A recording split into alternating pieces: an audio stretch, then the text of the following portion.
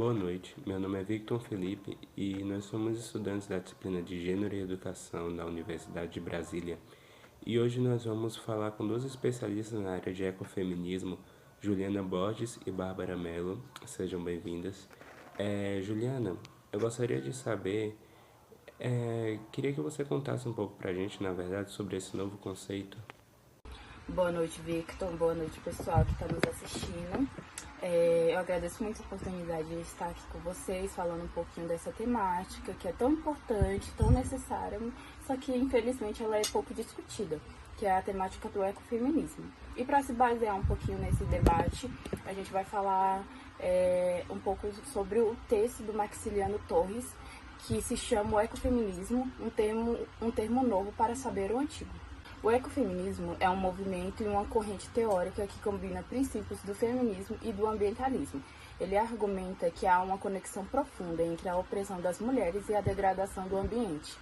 E ambas as formas de opressão resultam de um sistema patriarcal que valoriza o domínio e a exploração tanto da natureza quanto das mulheres. O ecofeminismo vê a opressão de gênero, raça, classe e natureza como interconectadas e reforçadoras uma das outras. Ao contrário da visão dominante, que vê a natureza como um recurso a ser explorado, o ecofeminismo enfatiza a importância de viver em harmonia com o meio ambiente e respeitar os ecossistemas.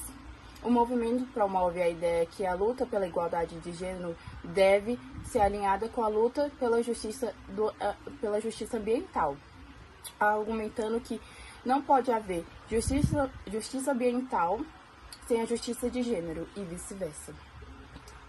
Sendo assim, o Maxiliano Torres divide o ecofeminismo em três vertentes. A primeira vertente é do ecofeminismo clássico. A segunda vertente é do ecofeminismo espiritualista do terceiro mundo. E a terceira vertente é do ecofeminismo construtivista.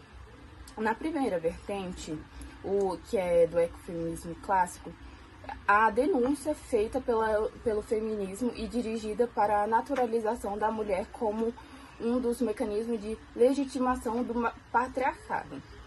Já o ecofeminismo espiritualista do terceiro mundo, originado nos países do sul, influenciado pelos princípios religiosos de Gandhi,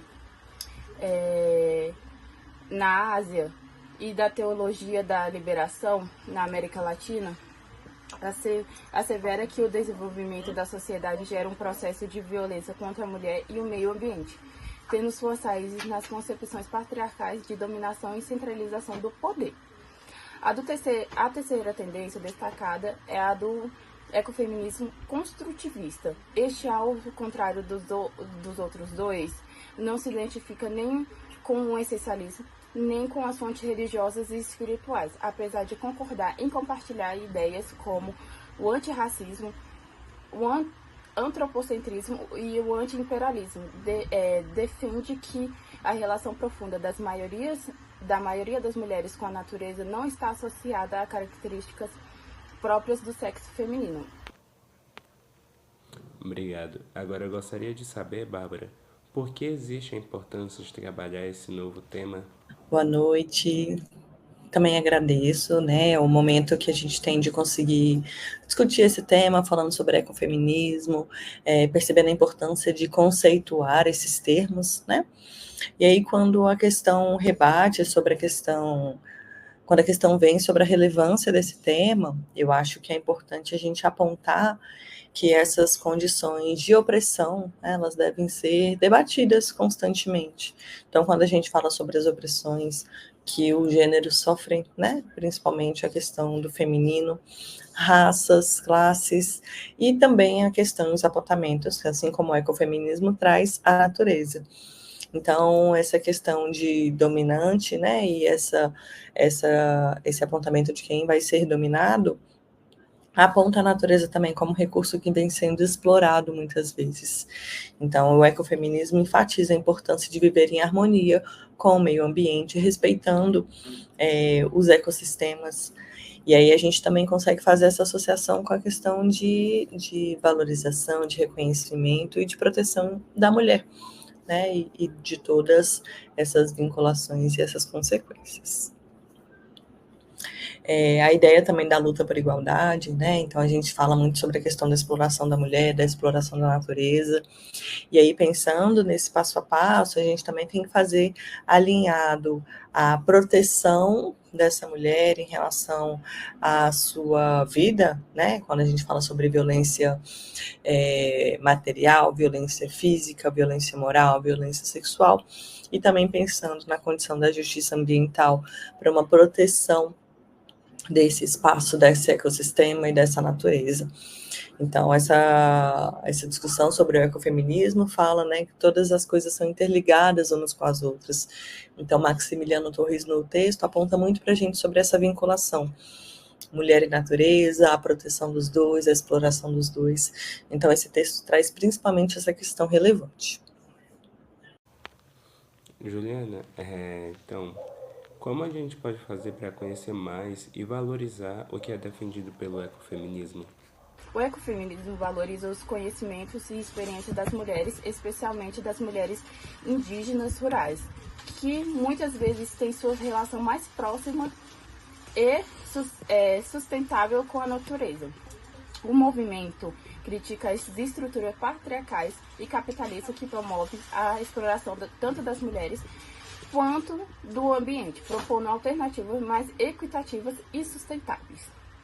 Por fim, eu vou deixar um trechinho do texto que eu achei muito interessante para deixar tudo mais claro sobre o ecofeminismo, que inicia assim: o ecofeminismo não se fundamenta simplesmente numa conexão entre a exploração e a degradação do mundo natural e a subordinação e opressão das mulheres, mas denuncia todas as formas de opressão e relacionar a dominação de raça, gênero, classe, dominação da natureza, do outro, da mulher, da criança, do idoso, do índio, do gay, propondo que o resgate do ser a partir de um convívio sem dominante e dominado, visando sempre a complementação e nunca a exploração, em outras palavras. Representa uma prática contemporânea que busca o rompimento com a visão dualista do mundo. Então, uma sempre está ligada à outra. Muito obrigado, Juliana.